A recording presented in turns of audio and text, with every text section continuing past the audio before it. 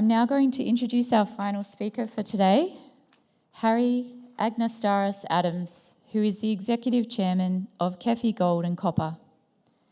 Harry was founder and co-founder of Citicorp Capital Investors Australia, investment company Pilatus Capital, Australian Gold Council, EMED Mining, KEFI Minerals and Cyprus-based Semarang Enterprises. He has overseen a number of startups, principally through the roles of chairman, deputy chairman or managing director. He qualified as a chartered accountant while working with PricewaterhouseCoopers and has a Master of Business Administration from the Australian Graduate School of Management. Please welcome Harry.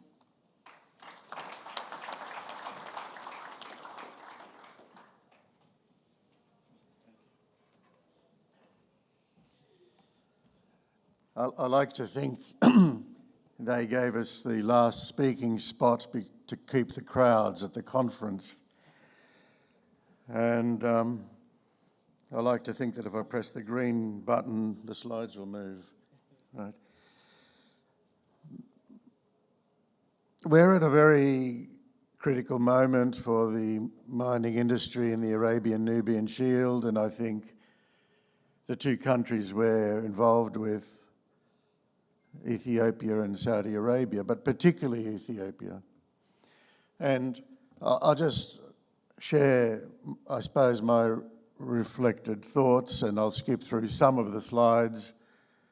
I won't go through all of them. They're on the website, and I hope they're self-explanatory, but I will make a few points. The Arabian-Nubian Shield has been talked about by geologists, particularly from Australia, for a very long time. And some of the geological similarities with Australia have been striking, and the unattacked opportunities have been striking. And it's geopolitical reasons that have created barriers to entry. And West Australians would well know the Australian-Egyptian people that created Centamin and how long it took to create a good company in Egypt. And we've all talked about these sorts of opportunities and when is the time to get involved. It's never a question of, is it worth doing it? It's always a question of when. Now, I have both the privilege and the damage sustained of having got involved perhaps a bit too early. And I'm happy to take the blame, I'm happy to take the credit, depending upon your pure point of view.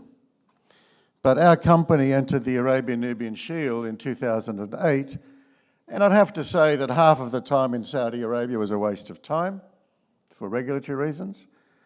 And I'd have to say half the time in Ethiopia was a waste of time for security reasons. That's all history now. And today is quite remarkable. It's the first time in years I'm able to look forward and look at longer term issues. It's the first time in years, without saying anything controversial or critical, it's the first time in years we have a state minister who's held office for longer than about 12 months in mining. And why is that? It's because, by the way, inadvertent mistake, Minister Million is State Minister for Mining. Previous roles include other things. I can guarantee you he's 150% mining. That's all he does. And he's on a mission, because the country's on a mission. I saw it in South Korea when I first visited South Korea, a country on a mission. Ethiopia's like that. And it will happen. Ethiopia was in the top 10 countries of the world in terms of annual growth for just on 20 years running, every year. And that doesn't happen by accident. And then a few years ago, internal conflicts with that crazy thing called democracy being introduced stalled the growth. And that growth stalled for some years. It created havoc for us. We suspended, really, We couldn't get started. We lost our bankers at the time. And then we had to regroup our bankers and keep it together and withstand the storm of civil unrest. We've learnt a lot of things that we didn't know before. We've withstood them. And I like to think we've developed a deep and trusting relationship with government because we've stood our ground, we've never compromised, we've never risked people, and we're ready to start. Tula Kapi is that hill. The area looked like that when I first turned up 10 years ago, personally. It still looks like that. It's still a peaceful area. There are some parts of Ethiopia that you'd rank as a red zone in the graphs of security risk for a long time, typically around the borders, border conflicts and so on.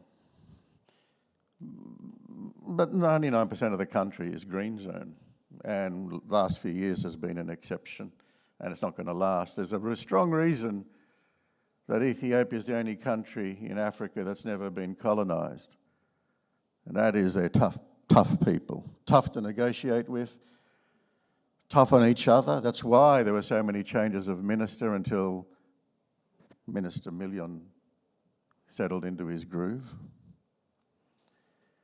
And they're tough. Don't come if you're not tough, I'd say that. I'm tougher today than I was before.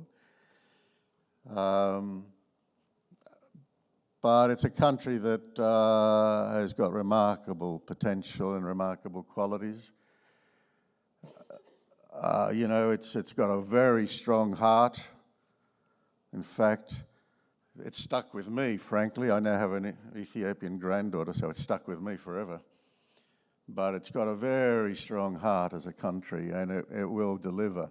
And Ethiopian Airlines, you look at what's happened to Ethiopian Airlines. It was launched, I don't know how long ago, not very long ago, I don't know, but it's the powerhouse of African airlines now, and Addis Ababa is the hub.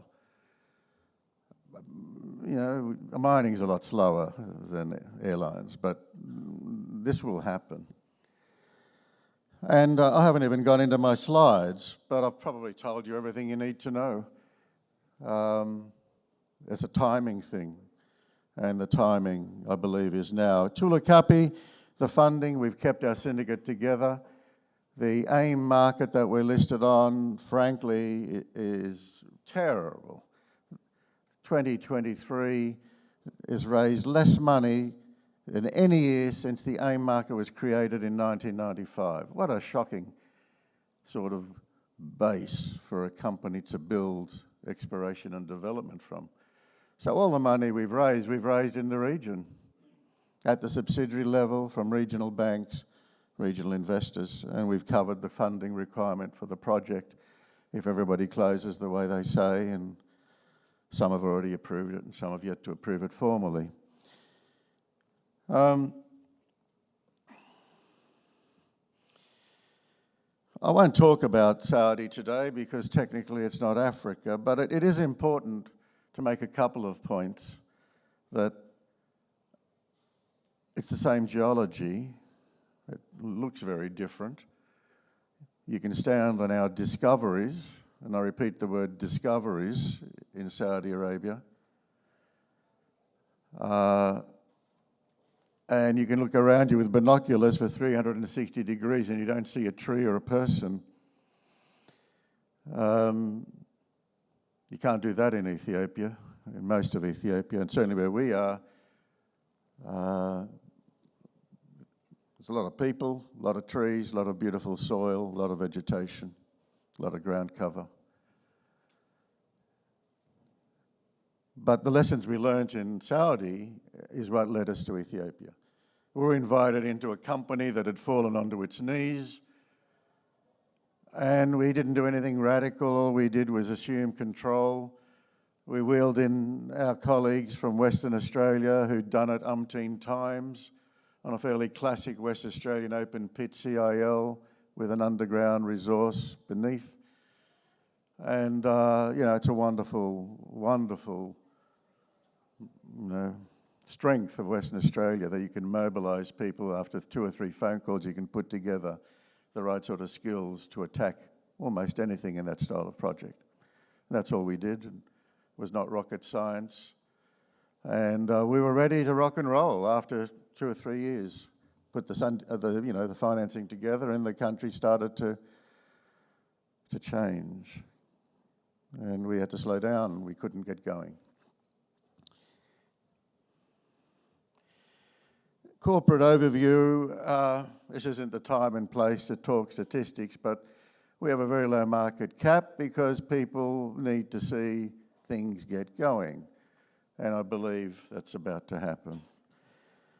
In respect of the numbers, they scream out as investment opportunity if we pick the right inflection point, and investment is all about timing.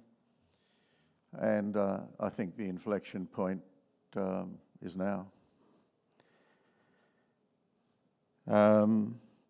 Good board, I'll show you them shortly, good people. And these are the guys who've already turned up in the area.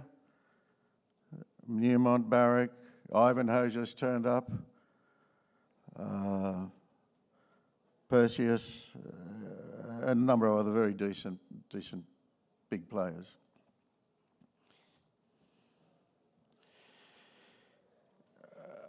That civil war that took place, I don't understand it. I know what happened, I know why it happened, but I frankly don't understand how the minority group thought they could possibly achieve what they were trying to achieve, because the country, 95% of the country that wasn't represented by that minority, there's no way they're going back to the authoritarian rule of before. It's democracy, it's modernisation, it's liberation, it's all happening.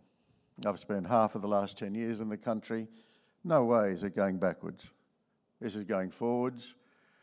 And it's been a struggle for the Mines Ministry to get its head around our business. It's been a real struggle. I say that very openly. I'm very open in front of anybody at any time. But there's a sincere desire to make it happen, to learn to make it happen. They need to see some people who've got the staying power and put some runs on the board. They need to see it so they can live with it. And it hasn't happened yet for a long, long time. We have in the audience here the chief executive of the conglomerate of Ethiopia, the largest employer in the country other than government. They have mining operations. Why are they here? Because they're here to learn. They want to make it happen too. It's going to happen.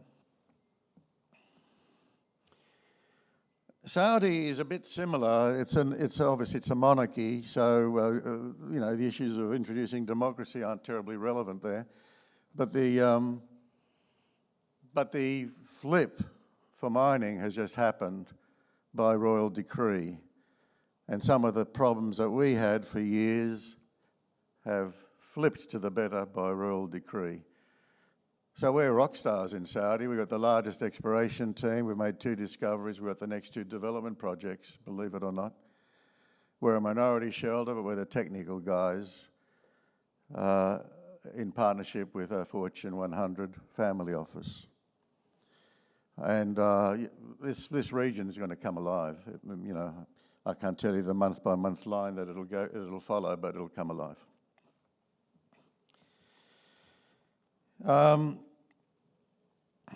Project overview, we have a string of 3 projects.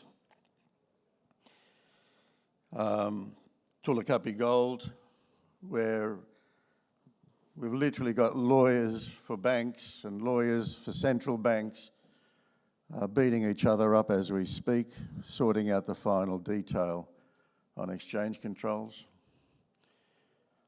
And I like to think that'll sort itself out by putting all the bulls in the room together and letting them butt each other until there's a deal.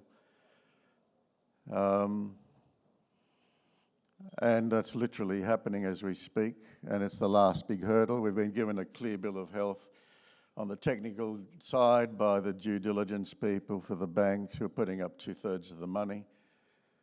And we've been given a clear bill of health by the security people who monitor us monthly, monitor everything monthly, so there's transparency, objectivity, and not subjective discussion about whether security is good or bad or whatever. It's all based on objective, systematic analysis.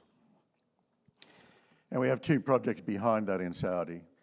You know, one hopefully will be triggered next year, and one a couple of years later.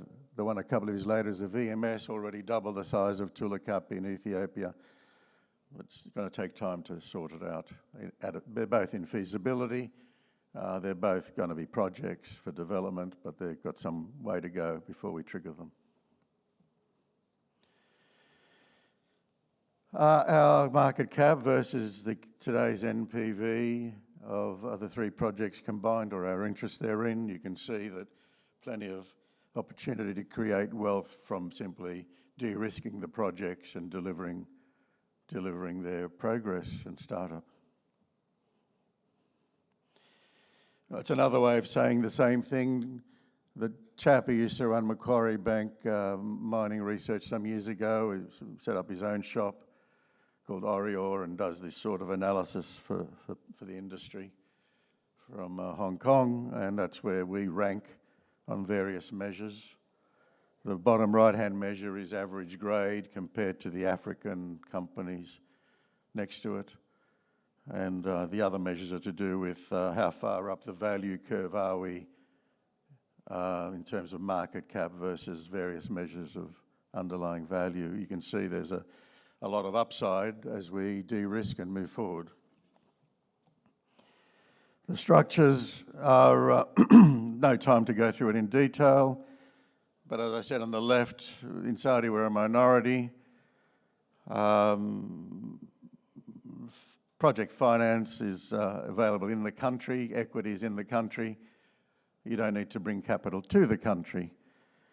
And over in Ethiopia, our partners are government related, almost entirely, and we've brought development banks to the country, leading contractors to the country, I think both of whom are in the audience, PW Mining on the mining side and Lycopodium on the plant side. And we've brought the capital to the country from regional people rather than rely on the stock market for obvious reasons. Milestones, we're working through it. The key milestone for the company really is to close the Tula Kapi financing documentation. We signed our umbrella agreements in June, where we've got the lawyers with crossing swords on the fine detail now, and we hope that final approvals will be issuing within weeks and final documentation executed shortly thereafter, and will be launching within months. That says what I've already said. Bunch of old war horses on the board who've been involved with Africa mostly all their lives, with a couple of exceptions including me. I only really started in Africa per se 10 years ago, but I've done other things in other countries. And it's a very strong board. Rich, ex-CEO Goldfields, Mark, ex-head of mining, Nedbank, Alistair, global head, ESG, it wasn't called that in those days, but of EBRD, the European Bank. I don't have time to go through the leadership team other than to say very strong people in organisational development, project oversight, and the related topics for construction, operational readiness and production. I won't go into the appendices, time doesn't permit, but by just flicking through it, that's what the area looks like, having a community gathering. There's no artisanal history, there's no sulfides, there's no AMD prospects, there's no mercury contamination. It's a clean skin to start with, which is a good first project. That's what it looks like there. numbers on the economics, the people who do all the various sign-offs, 130,000 metres of drilling through the thing. The ore body's not much below surface, only a couple of metres, you can see it there. Hadn't been trenched or exposed until we came along, strangely enough, beats me. 3D modelling, surface layout, very conventional surface layout, which you'd see, around Kalgoorlie. 2.1 gram open pit and around 5 gram underground. Saudi, we've got clusters of licenses around 4 projects. 6-kilometre Gossan that had never been trenched or drilled. Strange, even though you can see green staining throughout it. The market cap in Saudi of something which is in production, with a much smaller deposit than what we have, is 1.4 billion, I think. So the Saudi market's gone crackers. It's hot for mining. Our first project is a string of pits. The second one is a VMS, tabular, near vertical. And we've just exposed a new VMS deposit, 50 kilometres from the first one. And that's just like a week old, that photo. We've just exposed a new system. We haven't done any drilling on it yet. So, I see I've reached my limit, but I hope I've conveyed the key messages. I do appreciate the opportunity, and I'm pleased we kept this number of people back at the conference to listen to the story. So thank you very much.